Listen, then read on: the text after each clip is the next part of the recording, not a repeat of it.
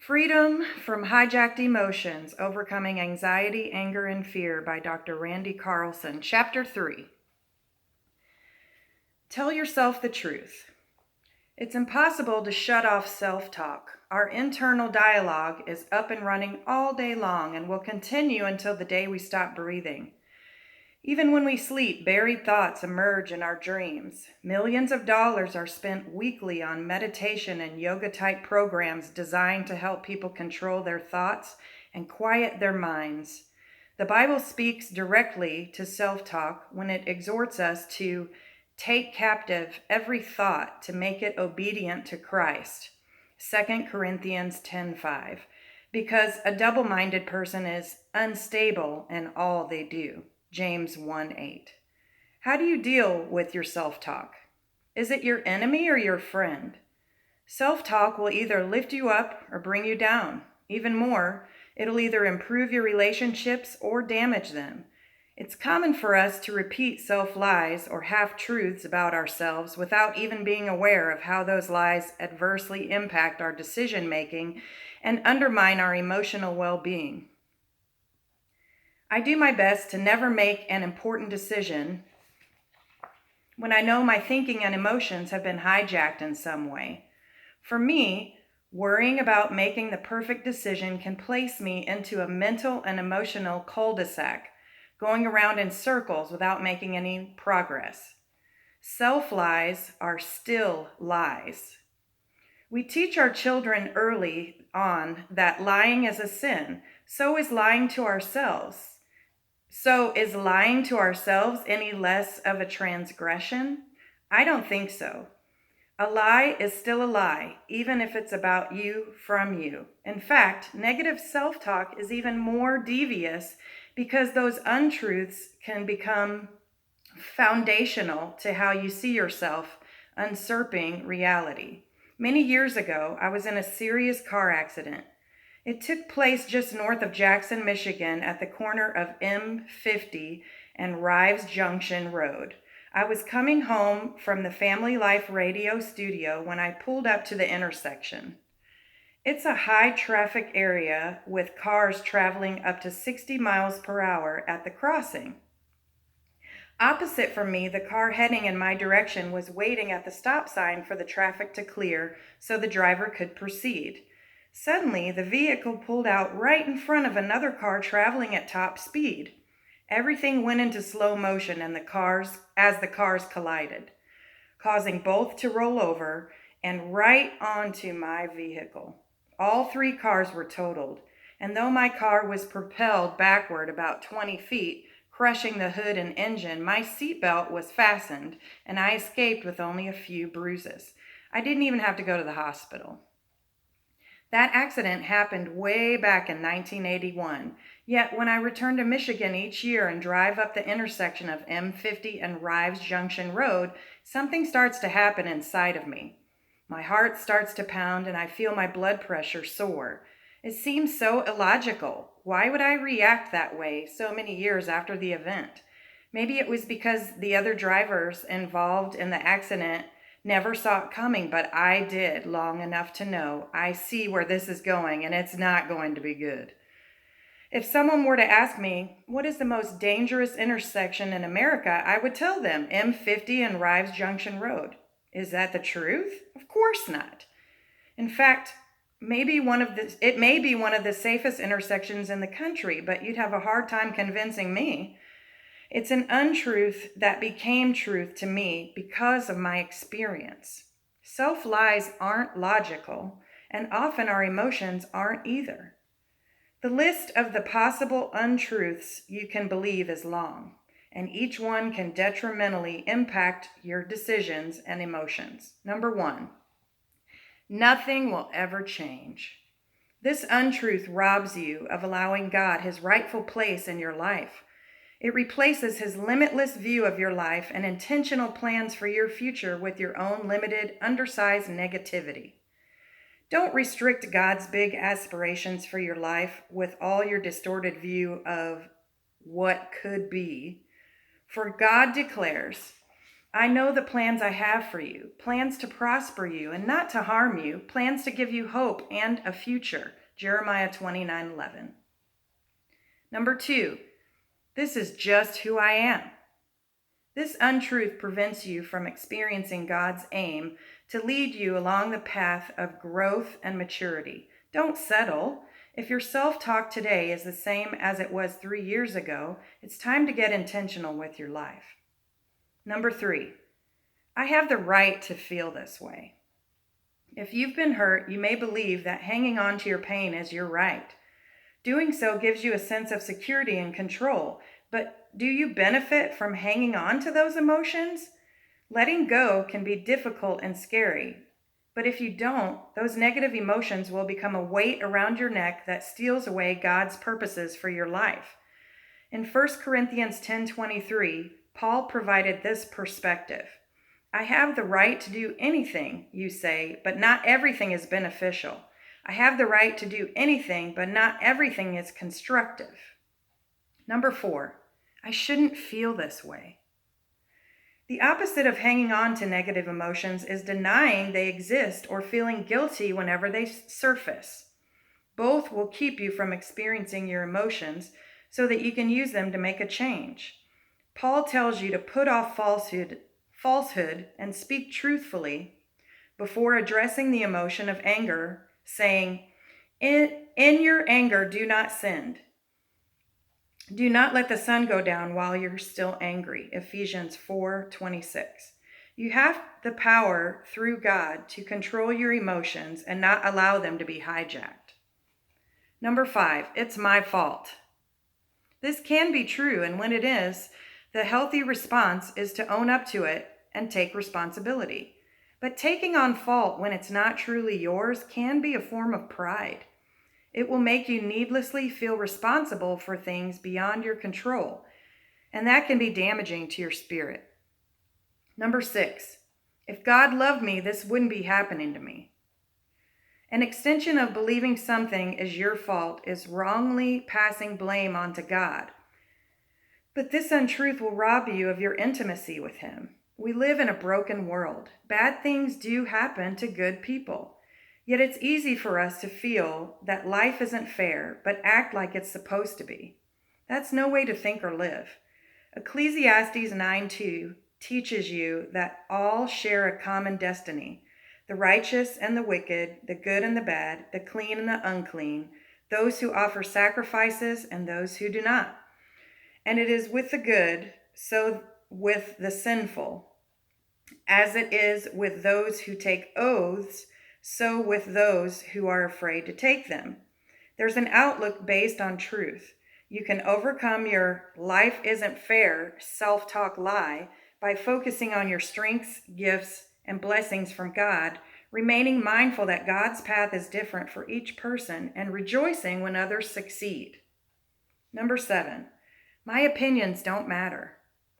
This self-talk lie will cheat you from developing and sharing your insights and creativity with others. It's a small step from my opinions don't count to I must not be capable of doing great things. Remember, God used very important people to change the world. David was a shepherd. Peter was a fisherman. Lydia sold cloth. God seldom used the biggest, strongest, or wisest. In fact, He chose the weak things of the world to shame the strong. 1 Corinthians 1:27. Number 8, I'm such an idiot. It's one thing to say this to yourself when you accidentally lock your keys in the car or you spill a cup of coffee. It's quite another thing to apply it broadly to who you believe you are. You're a child of God, and your Heavenly Father created you with incredible value and self-worth. That's a truth. Instead, turn your self-talk around to comply with Philippians 4:8, my life verse, where Paul instructs, whatever is true, whatever is noble, whatever is right, whatever is pure, whatever is lovely, whatever is admirable. If anything is excellent or praiseworthy, think about such things. What is noble about yourself, admirable, or praiseworthy? Number 9, other people have it all together. This lie undermines who you are in Christ. In 1 Corinthians 12, Paul reminds you that it takes each part of the body to make a unified whole. Others may appear to have it all together, but in reality, they may be only showing what they want others to see. We need one another. Each of us is vital. That's God's design. And number 10, it's too late. No, it's not. Don't allow this lie to rob you of your future. God's love, grace, and ability to forgive and restore is endless, and He can do immeasurably more than all we ask or imagine according to His power that is at work within us, Ephesians 3:20. Make a bold move. Develop a plan of action to respond to emotional triggers. Number 1, telling yourself lies makes for a mediocre life. Identify any of the untruths from the list of 10 above that you struggle with and develop a plan of action to confront them. Number 2, part of your action plan should include telling any untruth to leave and that they're not welcome back in your life. Number 3, live in truth today and become the way God intends for you to become tomorrow. You can do this. Back to the beginning. In Arizona, many people don't have grassy lawns. We have decorative rocks in our yard. One day, after I had 20 tons of rock delivered to my home via a couple of big trucks, I decided I could move and arrange the stones myself. So being a head person, which in my case is a nice way of saying being stubborn, I sat down with my spreadsheet and laid out in advance how long it was going to take me to move 20 tons of rock. My wife, a hand person, drew on her knowledge and past experiences of watching me trying to do everything myself and told me, "You shouldn't be doing that. You're going to have a heart attack." "Yes, I can," I responded, then repeated to myself, "Yes, you can. All you have to do is plan it out." And I did. My spreadsheet said I could do it all in 3 days. At the end of the second day, I had moved about 5 tons. Impressive, perhaps, but I still had 15 tons to go.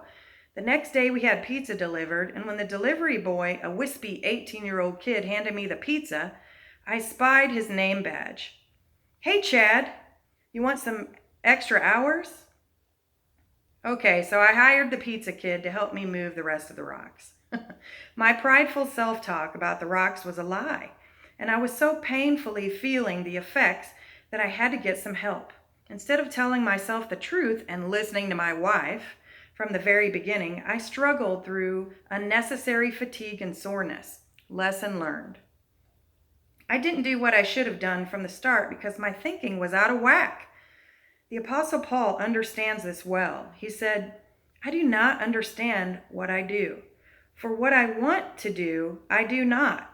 But what I hate to do, I have the desire to do what is good, but I cannot carry it out. For I do not do the good I want to do, but the evil I do not want to do. This I keep on doing.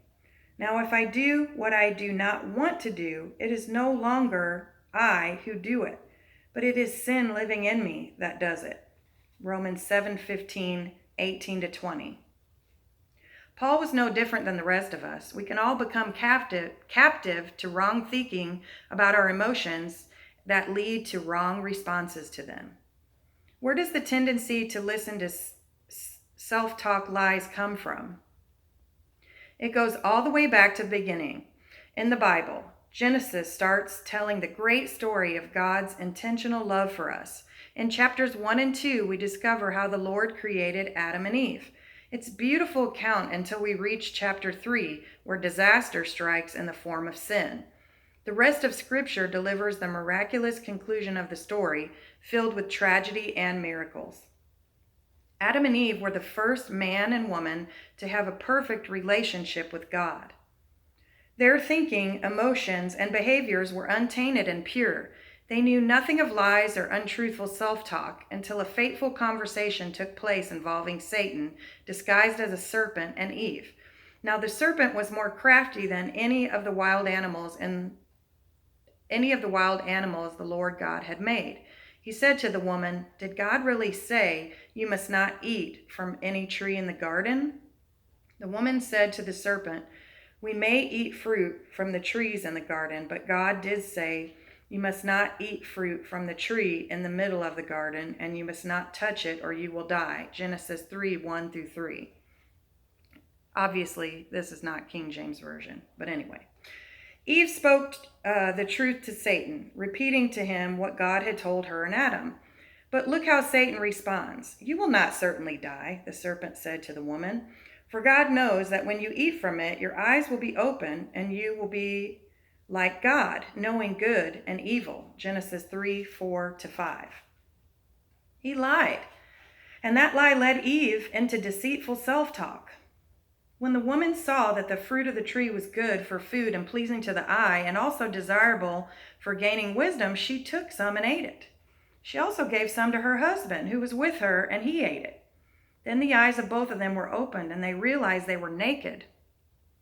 So they sewed fig leaves together and made coverings for themselves. Genesis 3:6-7. Do you see what happened? The moment Adam and Eve ate, they were emotionally hijacked. Suddenly they realized they were naked and felt that it was wrong. It hadn't been before, but it was now. They became captive to wrong thinking about their emotions that led to a wrong response. The cycle that affects each one of us all these eons later was activated. The start of shame. Something else began that terrible day. Shame entered into the lives of humanity. That's what Adam and Eve experienced when they felt the need to cover themselves. In Genesis 2:25, we are told, Adam and his wife were both naked, and they felt no shame. Yet when sin occurred, shame showed up. Merriam-Webster defines shame as a painful emotion caused by consciousness of guilt, shortcoming, or impropriety. It's that excruciating sense of having done something wrong or knowing that things just aren't right. Adam and Eve went from self-deception to shame, and then that shame caused them to be uncomfortably conscious about themselves. An uncomfortable sense of self can cause us to do and believe stupid things. We refuse to be real with other people. We become self-protective and hide out from other people. We struggle to be who we are in our relationships because of shame. There's always a sense we won't measure up. When you look in the mirror, do you see the creation of God looking back at you? Or do you feel uncomfortable about yourself? You should see the creation of God, but if you're honest, that's likely not what you see most of the time. Instead, we see all of the things we don't like about ourselves. Jean Baudrillard, a French theorist, once described one of life's primal situations, the game of hide and seek. Oh, the delicious thrill of hiding while the others come looking for you, the delicious terror of being discovered. But what panic when, after a long search, the others abandon you. You mustn't hide too well. You mustn't be too good at the game. The player must never be bigger than the game itself. We can play hide and seek in our relationships and with God as a result of shame. Another reason Adam and Eve covered themselves is because they didn't want to be exposed. On that day in Genesis, spiritual heart damage occurred in their lives. And we struggle every day with the same affliction. We usually can't make it through an entire day without emotions being ravaged as a result of shame and the deceptive self-talk it creates. Self-deception also makes us blind. I was talking on my radio program and podcast one afternoon about the sanctity of marriage when Sarah called in from Alaska. I'm a Christian, she declared. I'm a follower of Christ, but I'm single and living with a man. It was instantly clear that she saw nothing wrong with that, so I challenged her. Well, tell me a little bit about your spirit. How does this affect your spirit? She replied, well, Randy, it's better than me going from man to man to man. Sarah had convinced herself that it was okay to live with a man even though she wasn't married to him. As we continued our conversation, she further revealed that he was married to another woman. In her self-deception, she concluded that having an adulterous relationship with one man was better than sleeping with different men every night. In her mind, it made total sense. Satan is a deceiver who leads the whole world astray. Revelation 12:9. The author of deception, when he lies, he speaks his native language, for he is a liar and the father of lies. John 8:44. Yet the decision to doubt God and his truth is ours. And when we deceive ourselves, we can come to the wrong conclusions about our lives in any of the 5 essential areas: faith, relationships, health, finances, and work. Make a bold move. Do the next one right thing. Number 1, focus on telling yourself the next right one thing each day that is true about God in order to build your faith and challenge hijacked emotions. Number 2, if you're married, start telling yourself the next right one thing daily that is positive and true about your spouse in order to strengthen your marriage. If you're not married, think about your siblings, children, coworkers, or friends. Number 3, focus on doing one new thing each day to improve your health, and it will change your life. Number 4, focus on doing one new positive thing with your money to find financial freedom. Our intentional living model for financial freedom is to give 10%, save 10%, and live on the remaining 80%. Number 5, start the next right one thing and stop one thing to thrive at work. If you're going to live an intentional life for Christ, you have to build your life each day on 100% truth, realizing that anything less can become self-deception that convinces us we will feel better if we give in to it. We see how others are deceived and we shake our heads, thinking that will never happen to us. But in fact, we judge others differently than we judge ourselves. For instance, after a long and difficult day at the office one evening, I told myself, I worked hard today. I really deserve to stop and get some ice cream on the way home. When that wasn't quite enough to get me to pull over, I added, and all those people who call me on the radio, I feel so badly for some of them. I think I'll have some ice cream. That'll make me feel better.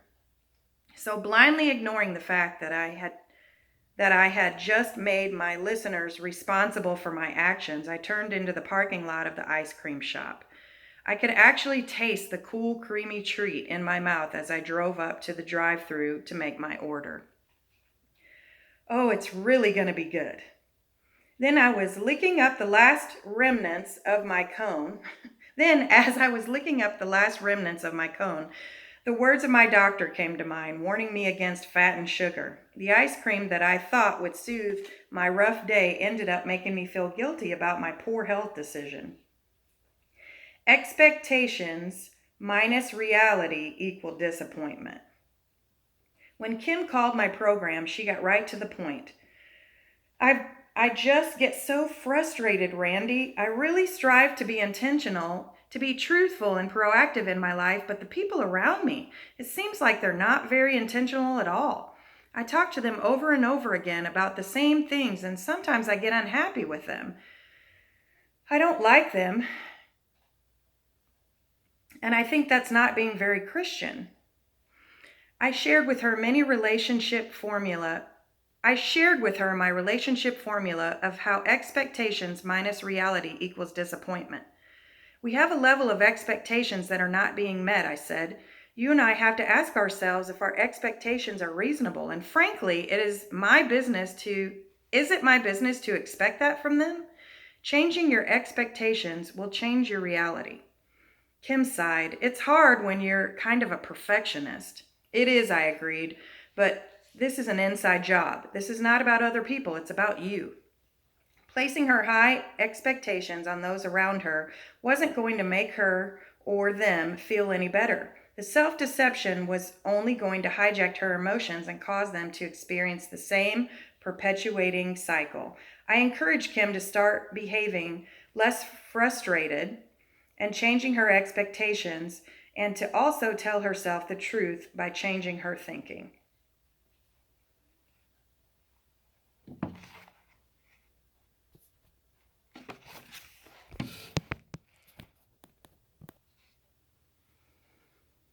Make a bold move. Develop a plan of action to respond to emotional triggers. Number 1, when Expectations align with reality. Hijacked emotions are seldom a problem. As you practice adjusting your expectations to reality, your emotions will follow. Number 2, the greater the distance between your expectations and reality, the greater the potential for your emotions to get hijacked. Number 3, today's the day to take control of your emotions. Develop a plan and take the first step. Remember, self-talk will either lift you up or bring you down. Even more, it'll either improve your relationships or damage them. Choose today to embrace God's truth about yourself, your thinking, and your emotions, and your right responses will liberate you. For if the Son sets you free, you will be free indeed. John 8:36.